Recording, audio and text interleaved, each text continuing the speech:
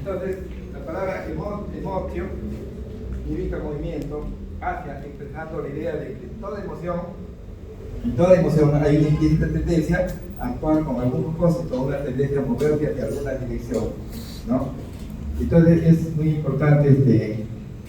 Ahora, el diccionario de la Real Academia de la Lengua define como alteración del ánimo, intensa y pasajera, agradable o penosa, que va acompañada de cierta conmoción somática. Fíjense. Entonces, en algún momento de nuestra vida, todos hemos enfrentado situaciones en las que no es difícil apreciar el vínculo que existe entre el estado emocional y el estómago. Digestiones pesadas, ardor de estómago, estreñimiento, hinchazón, flatulencias.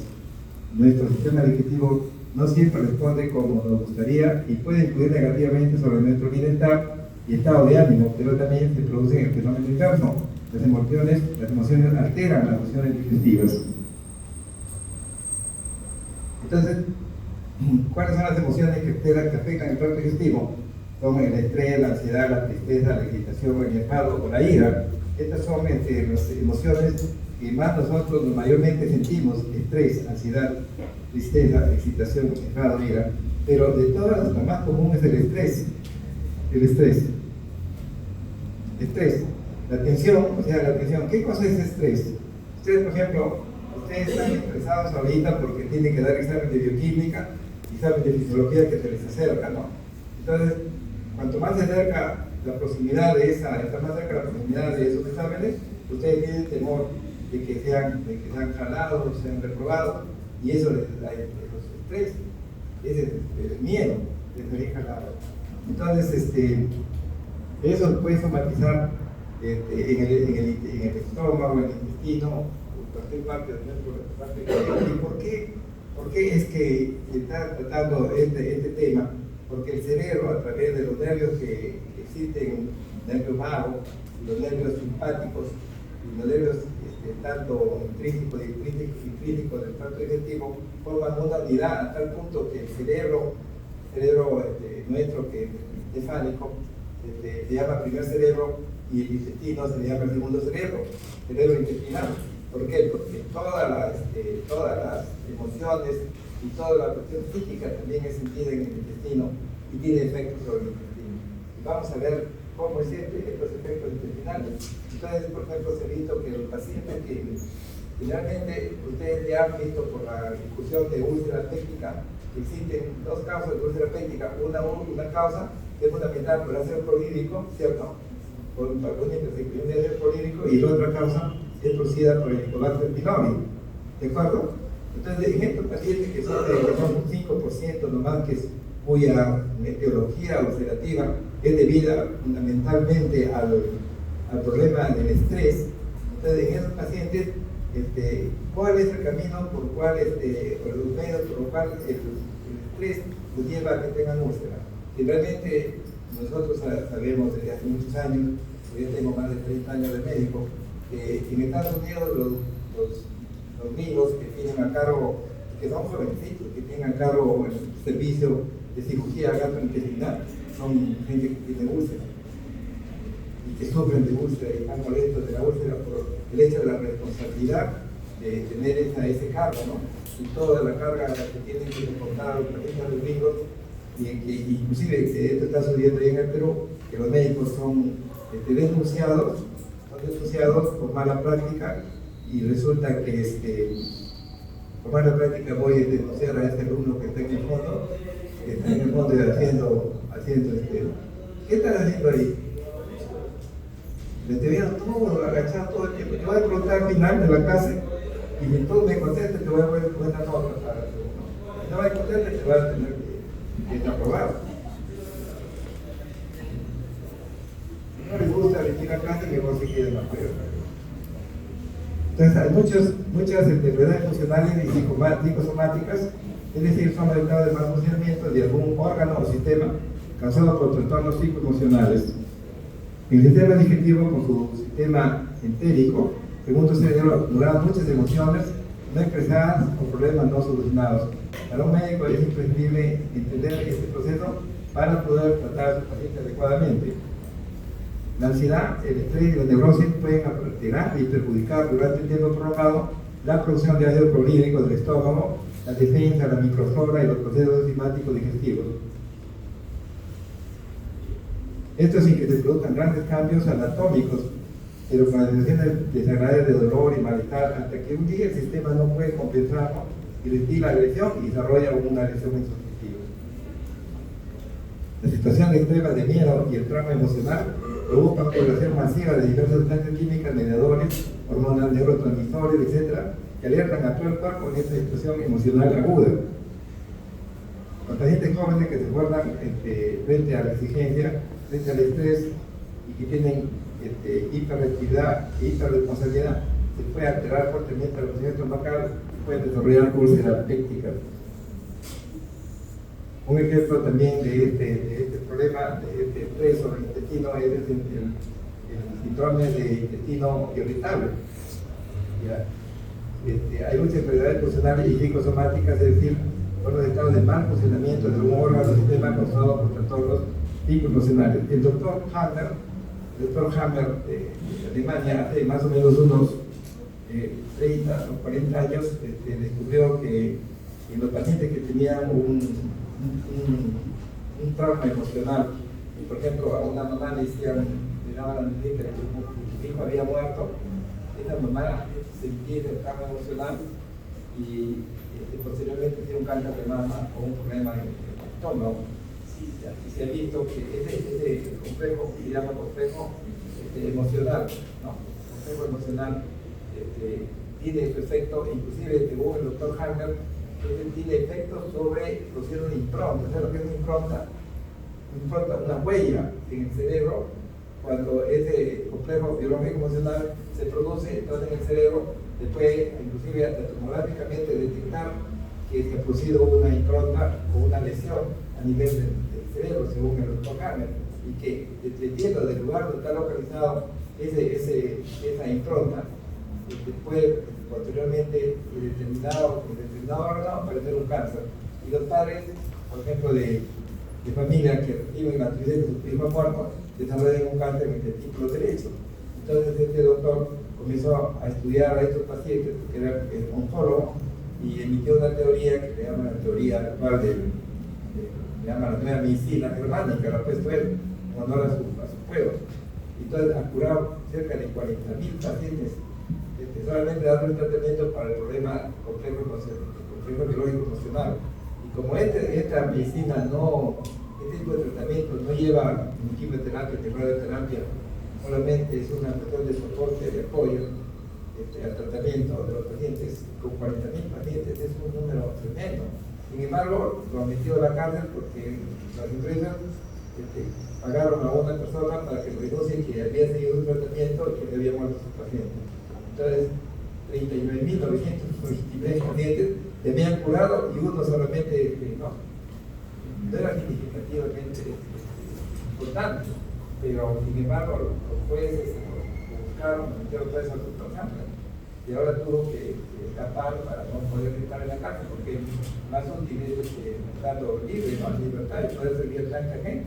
Hay mucha gente ya peruana que ha ido a la clínica Hammer para poder aprender estas cosas y poder dar tratamiento a los pacientes con esta nueva terapia. Entonces, esto lo digo porque para que vean la importancia de los efectos psicosomáticos sobre el organismo. Aunque los síntomas sean digestivos en el colon irritable, el síndrome se considera un problema de origen psicológico en el que el estrés y los trastornos emocionales juegan un papel esencial. El sistema límbico, fíjense, el sistema límbico, ustedes van unido con las amígdalas, el hipocampo y otras estructuras vecinas. También se llama cerebro medio, es la porción del cerebro situada debajo del corteza cerebral y comprende centros importantes como el hipotálamo, hipocampo y amígdala. Aquí tenemos más o menos una imagen representativa del hipocampo, ¿no? Aquí tenemos nuevamente la amígdala, el hipocampo, el tálamo, la comisura anterior, donde están asentados los núcleos del cerebro medio. Entonces, ahí es donde se producen generalmente, vamos a decir, todas las sensaciones que nosotros vivimos, como ansiedad, estrés, etc., ¿no? efecto de las emociones sobre los órganos digestivos. Vamos a ver cuáles son estas emociones. El volumen y las características clínicas de la saliva se modifican en la ansiedad y la relajación, El pH de saliva disminuye, el volumen disminuye en estado de estrés. Por ejemplo, ustedes han visto que el médico tiene que tener, el doctor tiene que tener una bombilla o para hidratar la boca de los pacientes que están atendiendo, porque ustedes están evitando que disminuya la secreción de saliva debido al estrés. Y por eso los pacientes de Darwin se están usando agua para poder mantener toda la boca húmeda. En el estómago hemos observado contracciones espasmódicas en pacientes con estrés emocional. En el estómago la secreción gástrica aumenta en pacientes que sienten cólera. La depresión y el miedo producen disminución de la secreción gástrica, del flujo sanguíneo y la motilidad. Inclusive la depresión, algunos de ustedes han estado deprimidos en determinado momento, no han querido comer, no sienten hambre, no sienten deseo de comer, no sienten hambre. Entonces es un efecto patético del efecto del estrés o personas obesas son muy susceptibles a la ingesta de alimentos por estímulos externos como olores, sabores en diversas horas del día.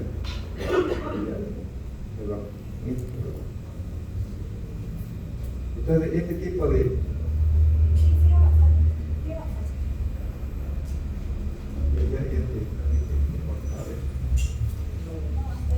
Bueno, pero quiero complementar esto porque en esta diapositiva no estoy hablando del factor del CFR. Ustedes saben que el CFR es el factor de liberación de corticotropina, ¿cierto? ¿Y que es introducido por qué? Por el hipotálamo. Entonces, el CFR, el factor de liberación de corticotropina, en el inglés CFR, tiene acción sobre las células de la hipófisis anterior para que estas secreten ACTH. Y la ACTH va hacia la glándula suprarrenal y produce secreción de mineralocorticoides, glucocorticoides y hormonas, ¿cierto? ¿O no? ¿Qué dicen ustedes? ¿Está bien o está mal? Así es el eje, ¿no? Este eje se llama eje, vamos, desde arriba del cerebro, hipotálamo, hipófisis, suprarrenal. Se llama eje del estrés. Entonces, el CFR se ha visto, se ha estudiado que es el causante de todas estas manifestaciones a nivel del intestino. Entonces, el CFR estimula, por ejemplo, el proceso inflamatorio a nivel del estómago, a nivel del intestino, con el CFR que se libera en el intestino, produce, por ejemplo, alteración a nivel de la permeabilidad de la barrera intestinal, que vamos a ver en la próxima clase, el martes, mediante. Entonces, porque activa finalmente algunas células, unas proteasas que vamos a decir que hacen una lisis de los líneas estrechas entre las células que permiten el paso de sustancias del intestino hacia el intestino al interior del intestino. Entonces, y ahí van a producir estímulo de los mastocitos, y estos mastocitos, como ustedes saben, van a producir radiciminas, histaminas, y las radiciminas y histaminas son sustancias que son proinflamatorias, ¿cierto? Y además de otras, vamos a hacer células, que también lo vamos a ver en la próxima clase, inmunidad celular, que tiene la particularidad de segregar sustancias inmunoglobulinas o interleucinas, factores de KD, etc. ¿no? Que son al final, vamos a decir, el CFR termina haciendo todo este tipo de acciones a nivel del epitelio y la lámina propia del intestino. Entonces comienza a haber un problema en la permeabilidad y el paso de antígenos, paso de bacterias, reacción inflamatoria y con esto una serie de alteraciones a nivel de todo el organismo, ¿no? Entonces, este CFR es el factor más importante para la activación y introducción de todos estos síntomas que nosotros estamos viendo, ¿no? Produce disminución del moco también a nivel del estómago, y esto explica por qué en estos pacientes que tienen estrés hay úlceras, ¿no? ¿Se dan cuenta? Entonces, sí. Sí.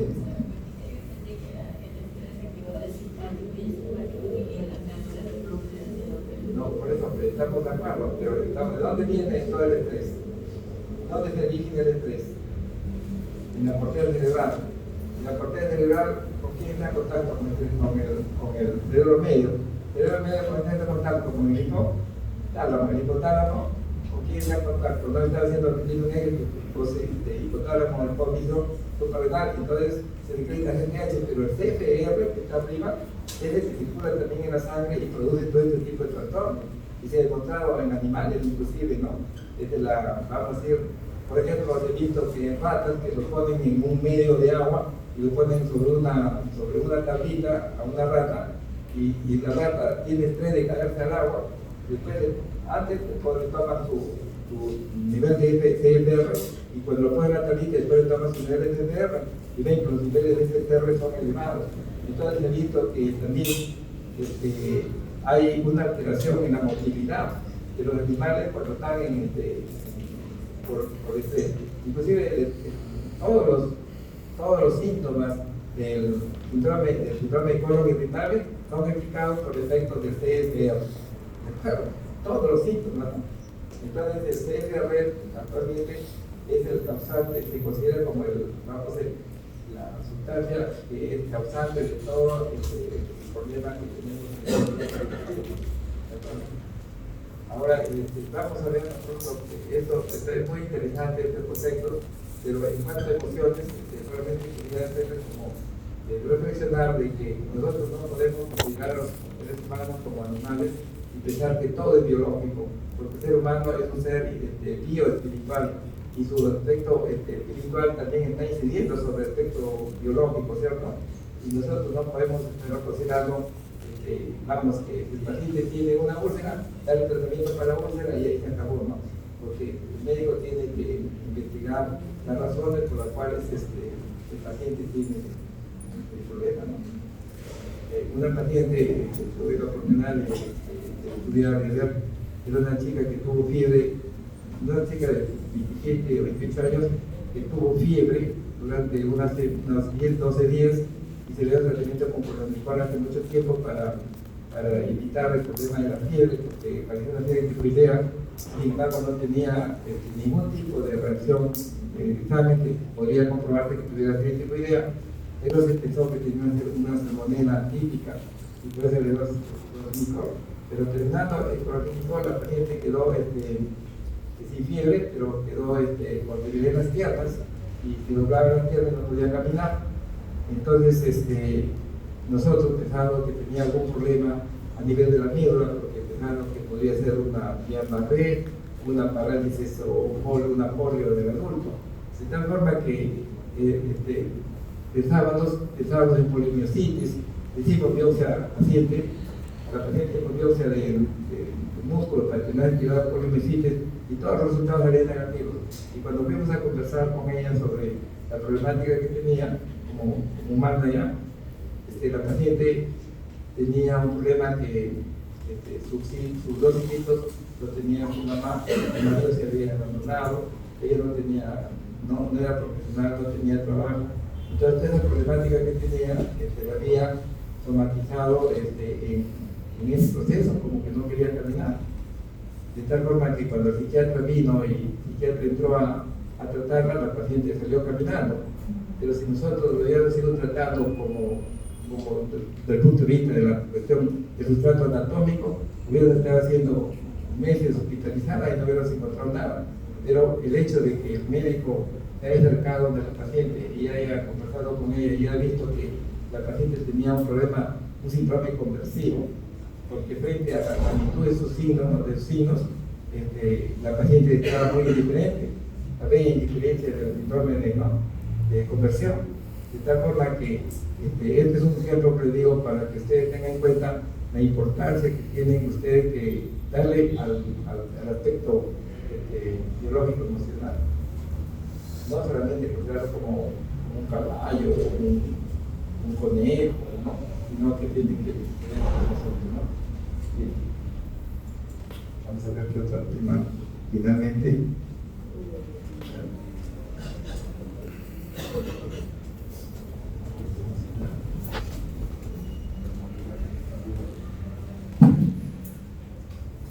¿Cuántos temas hemos hecho? Falta uno. ¿Qué capacidad? ¿Qué es otro tema? ¿Aquí terminamos ya?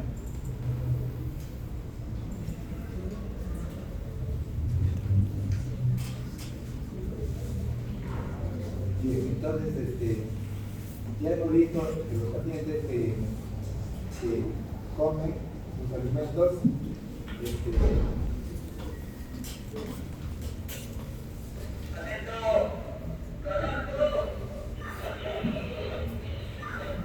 ya, nosotros normalmente comemos y llega un momento en que sentimos que ya tenemos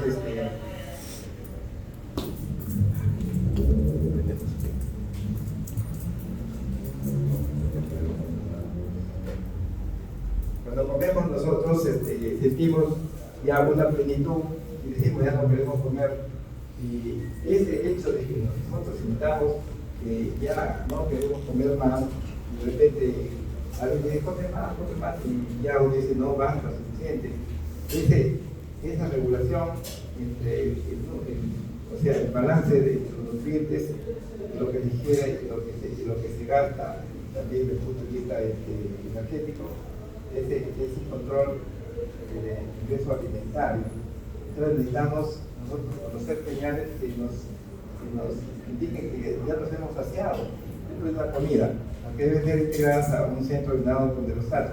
O sea que cuando nosotros comemos sentimos que ya nos hemos llenado y no queremos comer más, pero eso se está produciendo por señales que llegan a un centro que se llama condelostato o centro también de la, vamos a decir, ¿cómo? Centro, es denominado condelostato, este centro. Es decir, el centro de la regulación de la ingesta alimentaria. Entonces, la ingesta de alimentos no solo es regulada por factores fisiológicos, sino factores hedónicos. Hedónicos, o sea, de placer, ¿no? Derivados de la vista, el olor de los alimentos, lo que influye en la cantidad de alimentos que consumimos. Ya les decía que hay gente que se come 1 kilo de aeropuerto, ¿no? En el aeropuerto. Entonces, existen centros nerviosos que regulan el apetito, y este centro nervioso se llama condelostato. Se piensa que se refieren en el hipotálamo, de hecho las investigaciones apuntan y señalan el hipotálamo como causante de este efecto, de sentirnos que ya hemos comido, o de que de repente sentimos que todavía nos falta comer.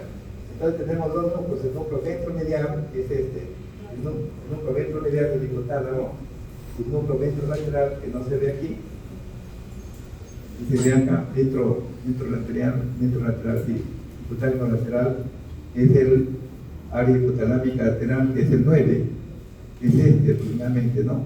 Entonces, esos dos núcleos, el ventromediano,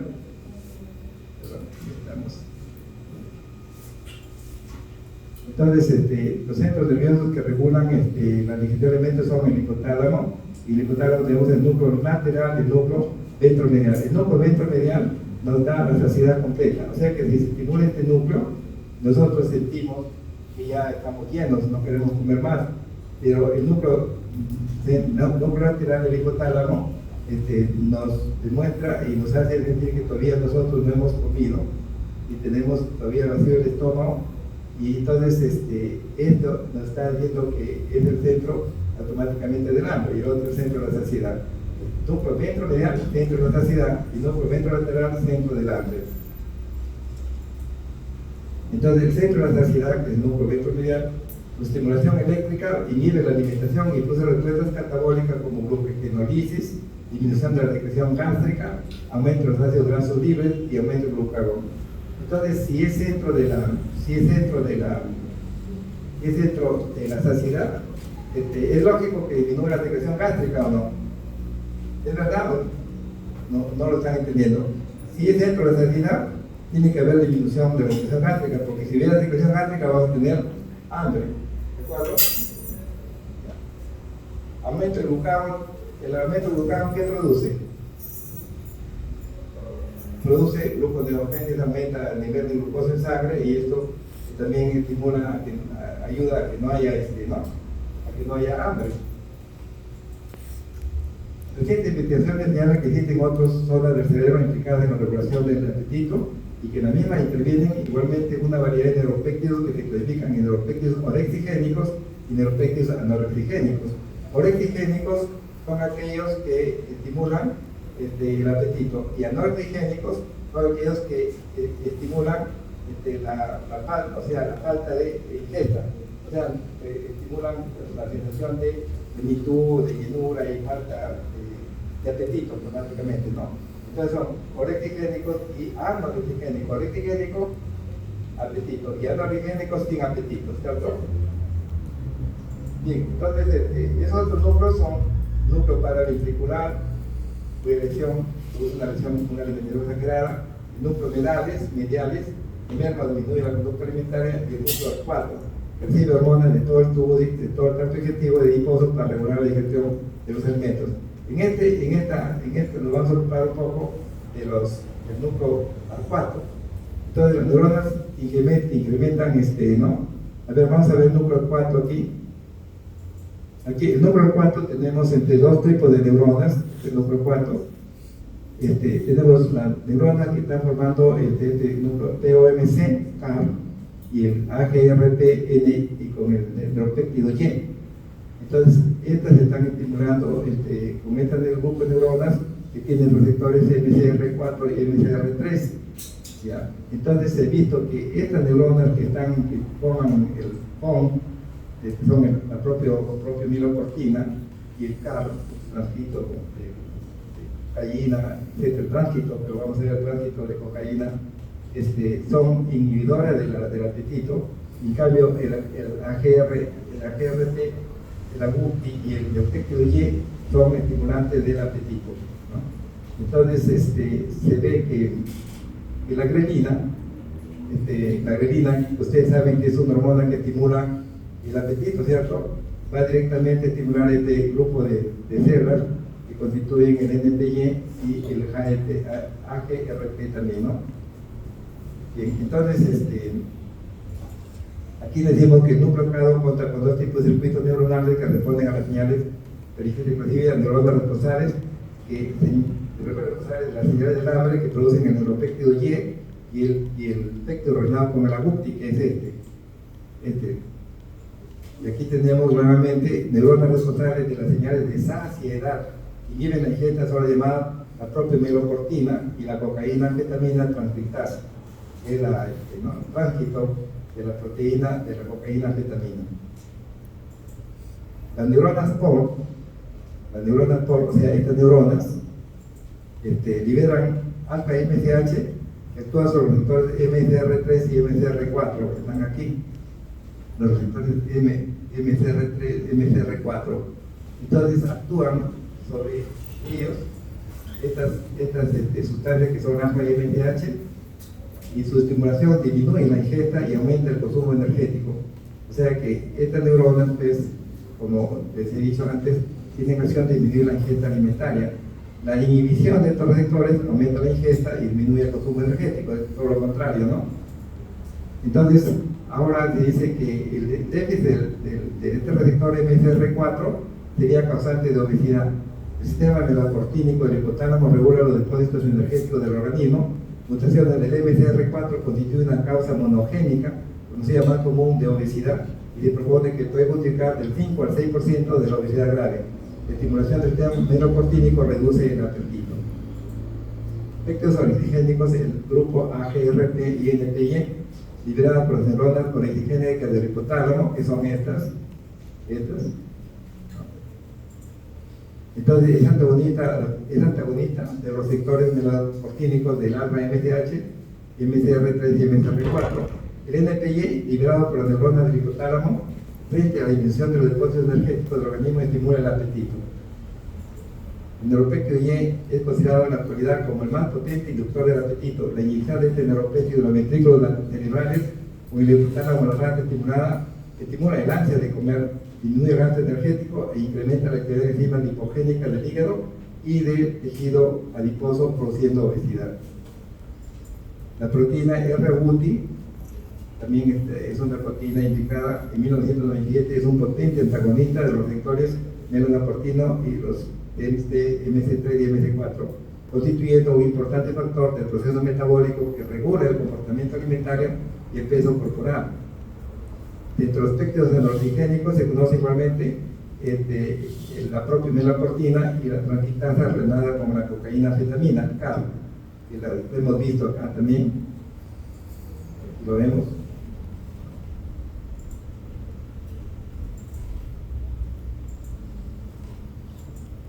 Entonces, esos efectos endorfigénicos uniéndose a los receptores melatonínicos MC3 y MC4 y por tanto inhiben la acción de la proteína AGUTI, ¿no? Que es contraria, es decir, estimula, la proteína AGUTI estimula el apetito.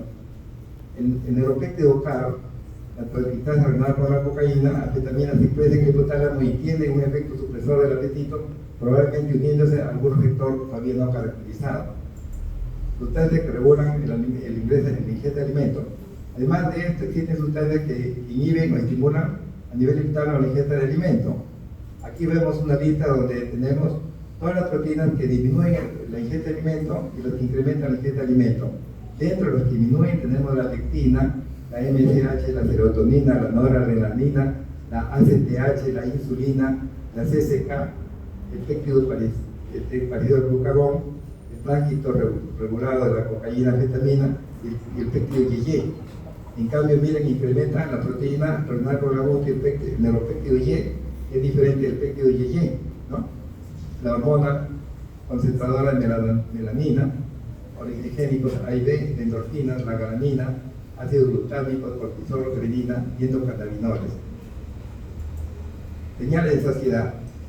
Estas señales de saciedad se refieren a aquellas flujos que proceden de, por ejemplo, del estómago o del hígado, que van a ir hacia la región central, van a estimular a estos núcleos ventromedial fundamentalmente o ventrolateral para determinar si la persona sigue comiendo o para de comer. Esas son señales de saciedad. ¿Cuáles son estas señales de saciedad?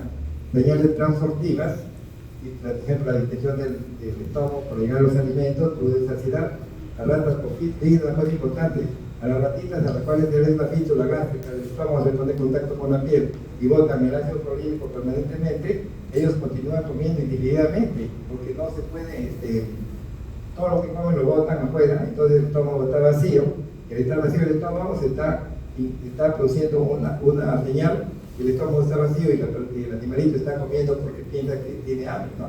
Su sistema nervioso está tratando de compensar esa pérdida de alimentos por el estómago. Entonces la velocidad de vaciamiento, si el vaciamiento gástrico se produce violentamente, rápidamente, la persona o el animalito va a tener bastante hambre, así como llegar a los alimentos al duodeno y ayuno. Entonces esto, cuando llega al duodeno y ayuno, entonces es una señal de saciedad. Señales reabsortivas también, receptores de intención, los fotorreceptores, los quimioreceptores. Los mediadores son hormonas que pueden llegar al hipotálamo directamente por intermedio del nervio vago. Ya, y después vienen las señales post-absortivas. Cuando se realiza la absorción de los alimentos, el cambio de sus niveles plasmáticos por la digestión actúan como señales de saciedad. El nivel de alguno de estos nutrientes pudieran informar al hipotálamo al grado de acumulación del tejido adiposo, lo que permite mantener un estado nutritivo constante. Se considera que los niveles bajos de glucosa tienen, y esto es importante porque hace unos 3 años atrás yo les puse en el examen esta pregunta a los chicos, así como ustedes, en la parte que me correspondía, y habiéndole dicho lo siguiente, por favor, atención, dice, se considera que los niveles bajos de glucosa serían detectados por grupos receptores en el hipotálamo y estimularían el apetito, pero esto no es así, y aquí sí demostrado lo contrario. Pacientes diabéticos con niveles altos de glucosa tienen polifagia. Entonces, no hay una contradicción, ¿cierto? Porque yo le preguntaba si los niveles bajos de glucosa producían deseo de comer, y una alumna me dijo que sí, y yo le estoy diciendo acá en la enseñanza que no es así, porque dice, se consideró anteriormente que el nivel bajo de glucosa podría estimular el apetito, pero si los pacientes que tienen diabetes tienen niveles altos y sin embargo ellos tienen apetito, ¿cómo se explica? ¿Dónde se encuentra el núcleo que es estimulado por la hiperglicemia, ¿no? ¿Comprenden eso o no? Ya, si les hago esta pregunta, por favor, no van a estar reclamando como la luna. porque al final tuve que llevar el libro para que mostrarle que no. Por último, fue ante la dirección, me dijeron, pero si acá está diciendo por la explicación que los diabéticos que tienen niveles altos de glucosa, que tienen polifagia, tienen bastante hambre, ¿por qué la disminución de la glucosa va a producir hambre? Eso no es correcto, entonces no está muy bien establecido, ¿cierto? ¿Comprendido?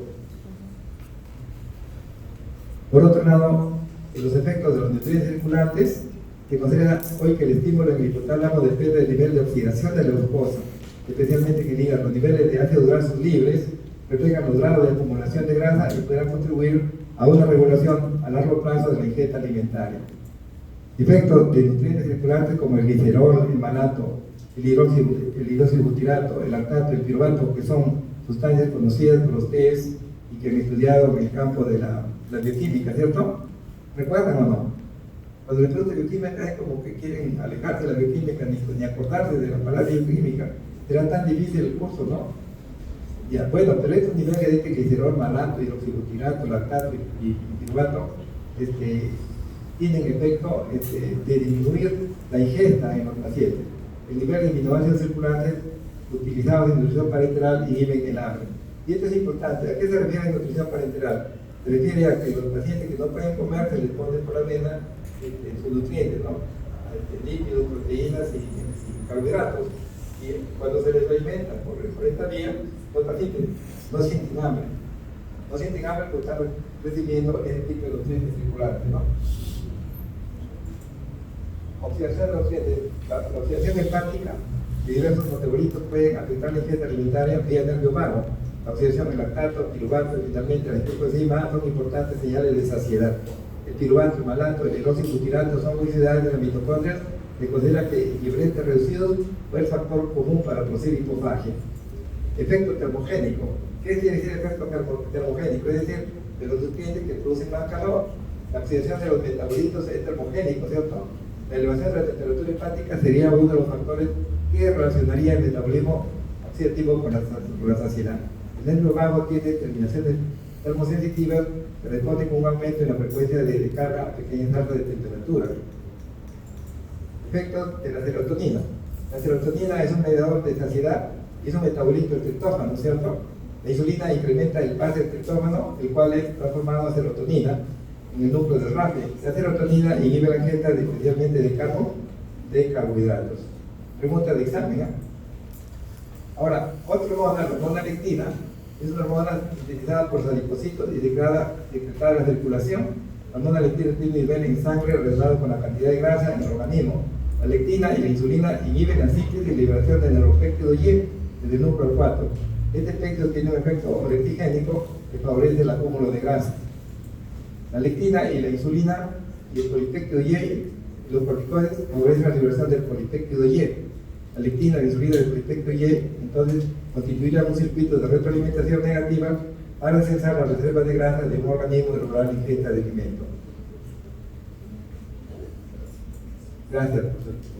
Y faltaba aquí un poco hablar de la grelina, que es otra hormona. La grelina es secretada fundamental por el estómago. Y cuando llega al hipotálamo, entonces estimula fundamentalmente al grupo de neuropéptido Y, estimula para poder producir al núcleo neuronal del neuropéptido Y para poder producir apetito. Así lo vamos a ver para que ustedes no vayan a quedar con el aire. Vamos a repetir acá. Y aquí tenemos la grelina que está estimulando a este grupo de hormonas que es la GRP y el neuropéptido Y, ¿cierto? ¿De acuerdo? Entonces, mediante este mecanismo estimula la producción del deseo de hambre, ¿no? Bien, entonces, jóvenes, espero que esta conferencia ya no quiero gastar más porque tenía que mucho va a poco quieta. Vamos a ver la próxima martes, por favor, les pido que vengan el martes próximo, porque el lunes tengo un compromiso en la universidad de la Cristiana que no va a permitir venir, por más que quiero no puedo venir. Entonces el martes lo espero a los dos grupos para poder completar con la microbiota y su test inmunológico y de ahí acabamos. ¿De acuerdo? Entonces ya les he dado varias preguntas de examen, por favor repiten y ustedes tienen que sacar el 17 o 18 de nota en este curso, en este capítulo. ¿De acuerdo? Ya, si no sacan eso es porque no han pedido.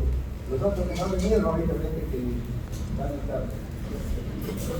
Gracias.